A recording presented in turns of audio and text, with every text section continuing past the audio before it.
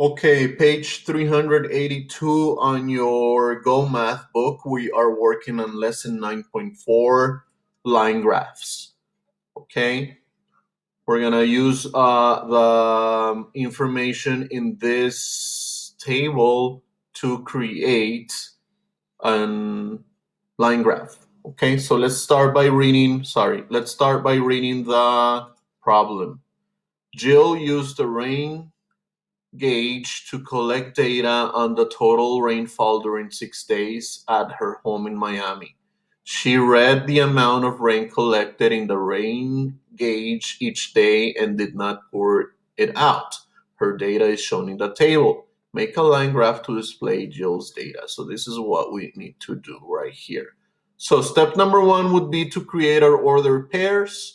All right. So for the days of the week will be our x-axis, and our rainfall in inches will be our y-axis. So this means that this will be our first information in our ordered pair, and the rainfall in inches would be the second number in our ordered pair. Okay, Monday's already done for us, so let's go ahead and start with Tuesday. So I'm going to write the word Tuesday, abbreviation, of course, and then it rained 2 inches. Okay, then on Wednesday, it rained 3 inches. Thursday, 6 inches. Don't forget to write this information as I am writing it on the book, please. Friday, how many inches of rain? 8 inches of rain. And Saturday, there's a total of 9 inches. Okay, feel free to pause the video if I'm going too fast so that you can have all the information that you need on your book. Okay, so step number 1's already done. Step number 2, choose a scale and an interval for the data. Okay, so how can we choose a scale and an interval for our data? Okay, so let's go ahead and look at these numbers right here. Okay, what scale do you want to use? Okay, so to find the scale, we need to look at the smallest number and the greatest number. So the smallest number is 2 and the greatest number is 9. Okay, so of course our scale needs to start from 0, from the origin, okay, all the way to the greatest number. Okay, and we want to always have or go one extra step, okay, from our greatest number. So if our greatest number is 9, okay, I can stop my scale at number 10. Okay, so this is the scale that we're going to use. We're going to start at 0, which is the origin, and we're going to go up all the way to 10.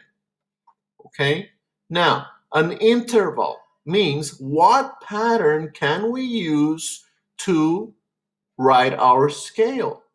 Okay, so the interval or the pattern would be, okay, to skip count. We could skip count by 2's, okay, but it's better if we just skip count by 1's, so that our graph at the end will be more precise, more exact.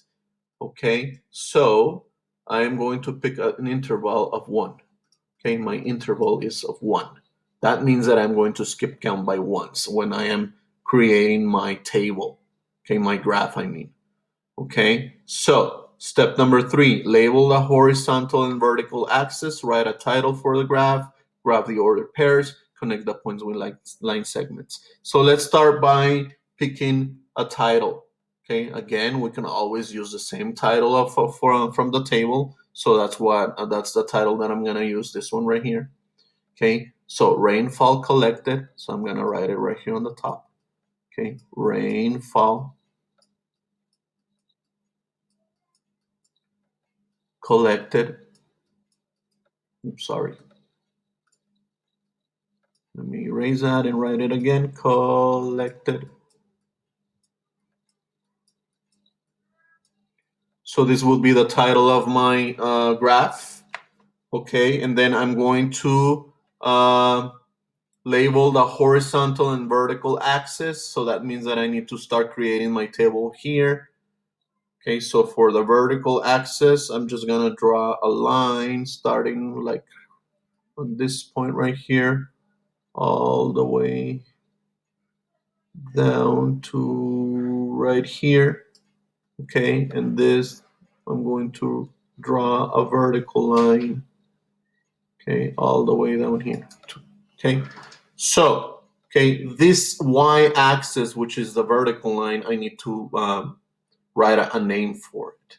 Okay, so since this is the y-axis, I can go back to the table and use the same title for the y-axis, which is this second column right here. So rainfall in inches. So that is what I am going to write.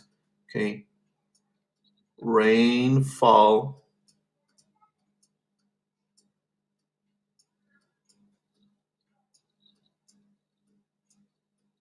okay, open parentheses, in inches.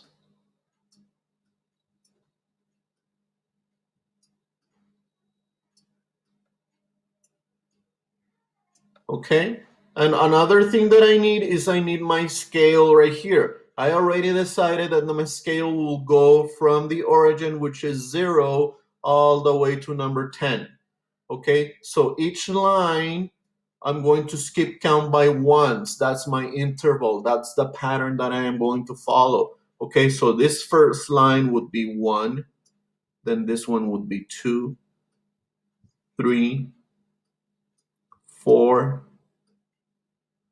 5, 6, 7, 8, 9, and 10. Okay, so basically my scale will stop at this line right here, not on the top line. Okay, so this is our y-axis, our vertical line. Now, what about the horizontal line, which is the x-axis? Okay, to find the title for the x-axis, I can go back to check my table. Okay, and the title that I can use would be the same title, which is day. Okay, so I'm gonna write the title for my x-axis. I'm gonna write it down here. Okay, day. All right, and then, okay, I'm going to make this line my Monday. Okay, and then I'm going to skip one and make this line for Tuesday. Okay, and then I'm going to skip a line and make this one for Wednesday. Okay, skip a line and make this for Thursday. Okay, skip a line, Friday. And one more line, skip one more line, and the last one would be for Saturday. Okay, Saturday. All right. And then when we finish doing all of this, let's just go ahead and connect our order pairs. I mean our coordinate grid. Okay, to make a square. So I'm just going to connect these two lines together. Okay, so that I have a square or a rectangle, not a square, a rectangle. Okay, and then the last step would be to start plotting our ordered pairs. Where are our ordered pairs? Right here on the top. Okay, so Monday 2, Tuesday 2, Wednesday 3, Thursday 6, Friday 8, Saturday 9.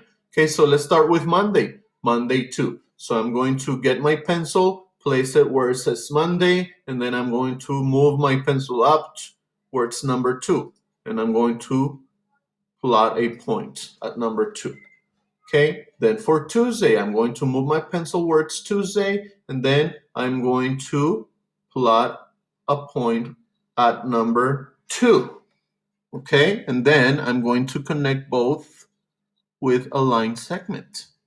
Okay, then I'm going to move to Wednesday. So I'm going to move my pencil to where Wednesday is, and then I'm going to move it up 3 times, okay, or 3 units going up. I'm going to plot a point, and then I'm going to connect Tuesday with Wednesday with a line segment. Okay, then I'm going to go to Thursday. Okay, so move your pencil to where Thursday is and then move 6 units up. 1, 2, 3, 4, 5, 6.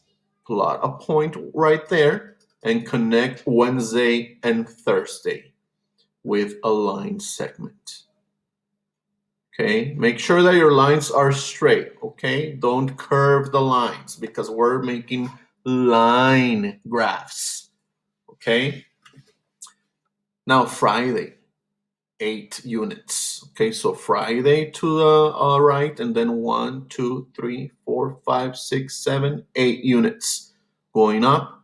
Okay, plot your point and connect Thursday and Friday with a line segment.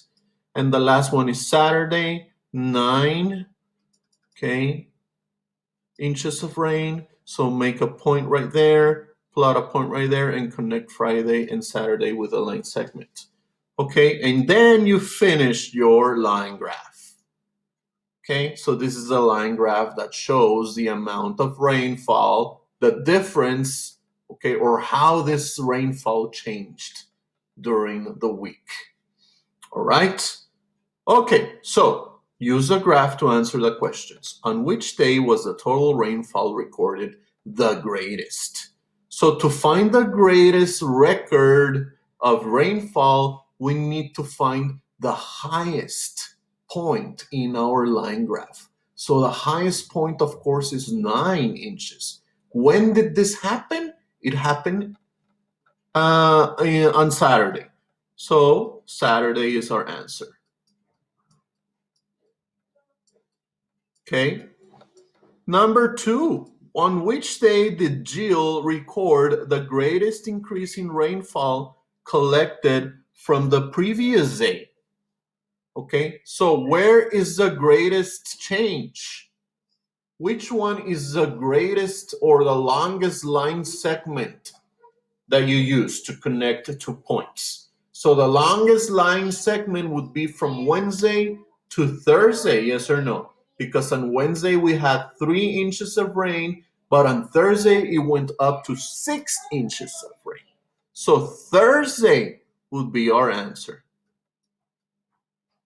Okay, Thursday collected the greatest rainfall from the previous day, which is Wednesday. Okay, so we just had to find the greatest difference between the days. All right, good. Okay, so this is page 382. Again, feel free to pause the video so that you can input all of this information in your book. I am going to record page 383 in another video.